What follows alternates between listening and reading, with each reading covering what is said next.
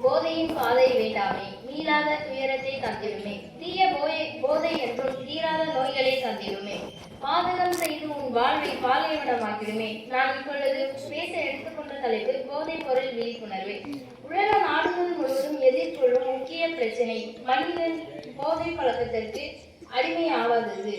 போதைப் பொருட்கள் மனிதனை சிதைத்து தனி மனிதன், குடும்பம், சமூகம் என அனைத்தையும் சீரழித்து ஒரு பெரும் அச்சுறுத்தலாகும்.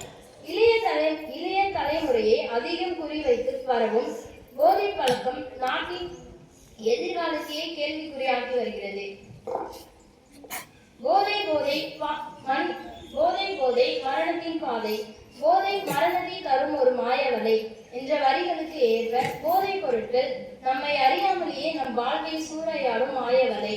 முதலில் ஒரு சிறு ஆர்வம், பின் ஒரு பழக்கம், இறுதியில் அடிமைதனம். இதுதான் போதைக்கு அடிமையாகும் பெரும்பாலானோரின் கதை. மதுபானம், புகையிலை, அடிசன், கஞ்சா போன்ற மனிதனை அளிக்கும் போதைப் பொருட்கள் பல இவை நிரந்தரமான துயரத்தையும் அழிவுமே பரிசளிக்கிறது. வாழ்க்கை என்ற பூந்தோட்டம், போதையால் அது இன்று போராட்டம். போதை வீட்டிற்கும் நாட்டிற்கும் கேடு என்ற வரிகளுக்கு ஏற்ப போதைப் பொருட்களின் பயன்பாடு தனி மனிதனை மட்டும் அளிப்பதில்லை. அதன் விளைவு சங்கிலி தொடர் போல ஒரு விரிந்த குடும்பத்தையும் சமூகத்தையும் நாட்டையும் சீரழிக்கிறது. இவை நாட்டின் சாபக்கேடாக மாறி வருகிறது. போதை நாம் காசு கொடுத்து வாங்கும் வேதனை.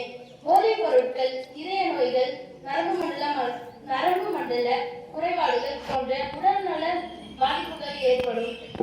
மனசோர்வு, பதட்டம், மனநோய் போன்ற மனநல பிரச்சனைகளும் ஏற்படும். மேலும் திருட்டு, வன்முறை போன்ற குற்ற செயல்களுக்கும், கல்வியின்மை, வேலையின்மை மற்றும் குடும்ப பொருளாதார நெருக்கடிகளுக்கும் காரணமாகிறது.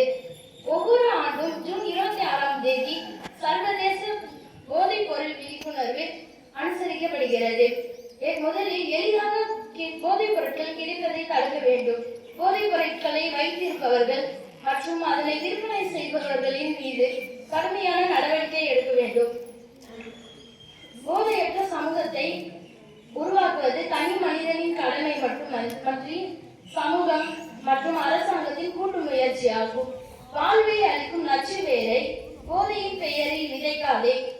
இளைஞரை விழிக்க வேண்டும். விழிப்புணர்வு விதையாய் மாற வேண்டும்.